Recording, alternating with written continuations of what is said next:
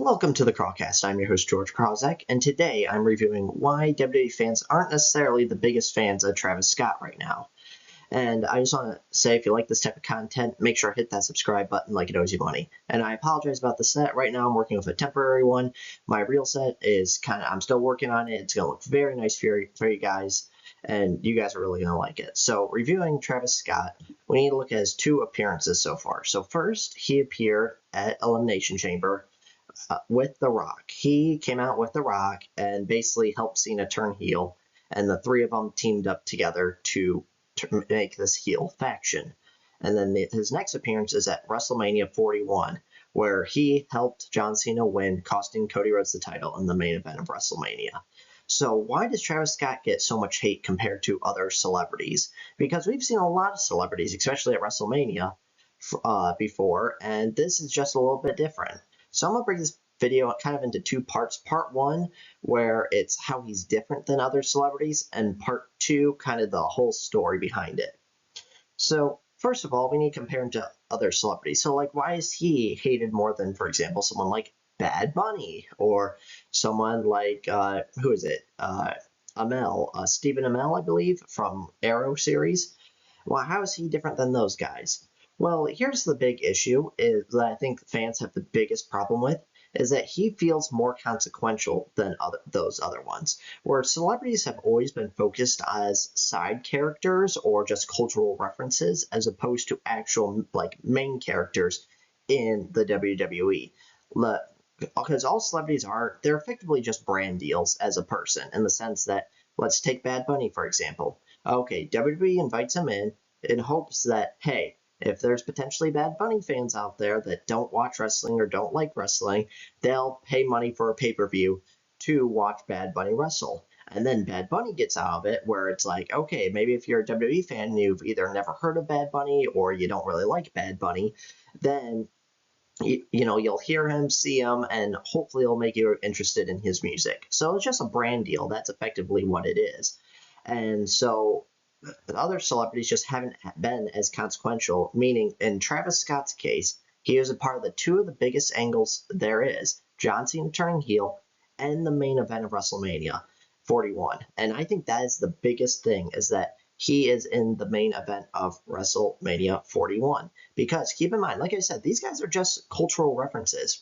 For example, I'd compare it to in Avengers Endgame, you see Thor playing Fortnite.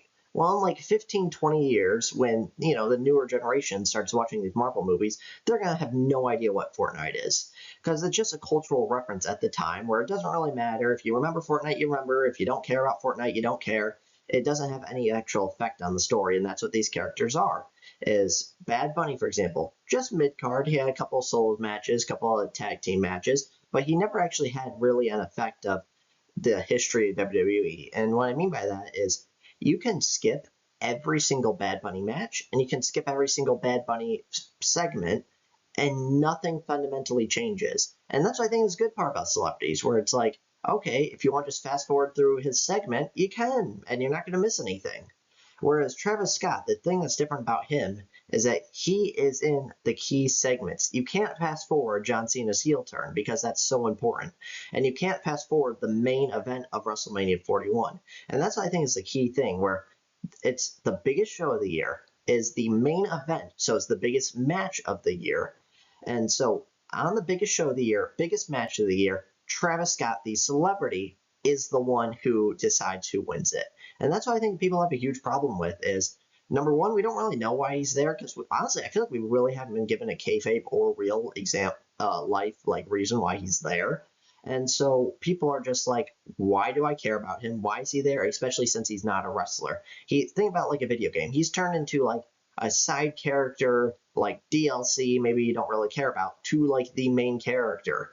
And no one knows why. And I think people get a little bit offended where it's like, okay, you see these wrestlers work their entire lives to try to get to this opportunity, and then now just because someone's a celebrity, they just get the opportunity to be in, again, the biggest spot in wrestling, and that's the main event of WrestleMania. And so I think a lot of people are just like, I don't know why he's there. I don't think he should be there. And I think it both kind of offends a lot of people and also just makes no sense, where again, not everyone is going to know or like who Travis Scott is, and that's fine. So you can have like a match in the middle of the card, and the people who either don't like him or don't care about him can skip it, but you cannot skip the main event of WrestleMania. And also, I think the biggest issue is with the story, because I think The Rock not being there also trickles down into a lot of hate for Travis Scott.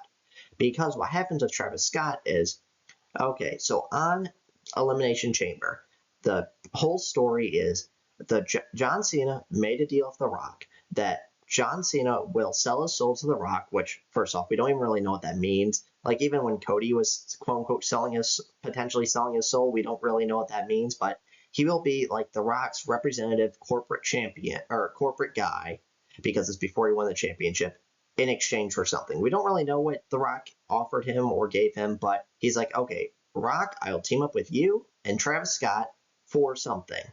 And that's the story at Elimination Chamber. Then you go to Raw and SmackDown, and the story is John Cena hates how he was treated by the fans for those basically 10 years on top. I made a video about it. It was when he won the belt at WrestleMania from JBL, and then when he lost the belt at SummerSlam to Brock Lesnar. That's basically his entire time on top, those 10 years. And he hated how the fans treated him during that period. And so basically no mention of The Rock, no mention of Travis Scott. And so the whole new story was, okay, we're going to pretend Travis Scott doesn't exist. We're going to pretend The Rock doesn't exist. They had nothing to do with the heel turn. They had nothing to do with anything. John Cena turned heel, not because he sold his soul to The Rock, not because he wanted something in return. He sold his soul because he didn't sell his soul. He turned heel because he didn't like the way fans were treating him. And that's fine. If that's a story they want to go, and I understand maybe they had to pivot because The Rock and Travis Scott aren't going to be on weekly television. So that's the new story. So for the 4 weeks leading up to WrestleMania on Raw and SmackDown, that story, John Cena turned heel because of the fans. Had nothing to do with The Rock, had nothing to do with Travis Scott, solely because of the fans.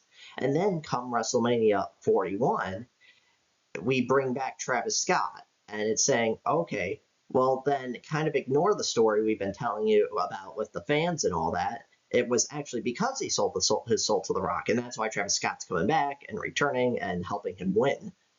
And then the next night on Raw, it's back to him hating the fans with really no mention of Travis Scott or The Rock at all whatsoever. So I think that's the problem where it's like, okay, so on weekly television, you have one story where John Cena turned heel because of the fans, had nothing to do with The Rock, had nothing to do with Travis Scott. It was solely because of the fans. And then you have one story on pay-per-view where it's like, okay, he did sell his soul to The Rock. He made some sort of deal with The Rock and Travis Scott, and he had nothing to do with the fans. I think that's the biggest issue is it's two separate stories where it's like just stick to one. Okay, either he did sell soul to The Rock or he didn't, and you need to go full force on that. Either it's because of the fans or it's not because of the fans. And you can't just do like kind of halfway where it's like, well, we're going to tell one story on weekly TV because of how because Travis Scott and The Rock aren't going to show up, and then we're going to tell one story on pay-per-view where they are more likely to show up. And I think that's the fundamental reason, is because number one, the story doesn't make sense. Number two, we don't know why Travis Scott's there, and we have nothing to get invested in because he hasn't even given a promo. He's literally done nothing. Like, all he's done is distract Cody Rhodes, take a Crossroads at Mania, and celebrate with John Cena. And then he walked out with The Rock. Like, even at Elimination Chamber before the heel turn, everyone was like, what's going on? Why is the sponsored song guy just there? And so the story doesn't make sense. We don't know why he's there. And he's being treated different than other celebrities in the sense that, again, celebrities are just cultural references at the time, and they're not meant to be actual main influences on the story of WWE. They're meant to be ignored. If you like them, you like them. If you don't like them, you ignore them. And they're not meant to be actual key influences on the product. And so I think that's the biggest issue with Travis Scott. So we'll see if he is back, like if he's going to do more stuff, or if we're just going to kill the story here and kind of consider it a little bit of a waste of WrestleMania. But we'll see. And also, this is just another option is I'm sure people out there like it. I'm sure of it. But that Fiend song is just so annoying. It keeps going, Fiend, Fiend, Fiend. And as someone who is a huge football fan, it is also annoying because WrestleMania happened on Sunday. The NFL draft happened on Thursday. And at the NFL draft, They had a Gatorade commercial that would play every 5 minutes, and it had the same song going, Fiend, Fiend, Fiend. And like I said, I'm sure some people like it. I'm sure some people like it. It's just not for me, and I don't think it's for a vast majority of people out there. So let me know your thoughts in the comments below. And if you like this type of content, make sure to hit that subscribe button like it owes you money, and I'll see you on the next one.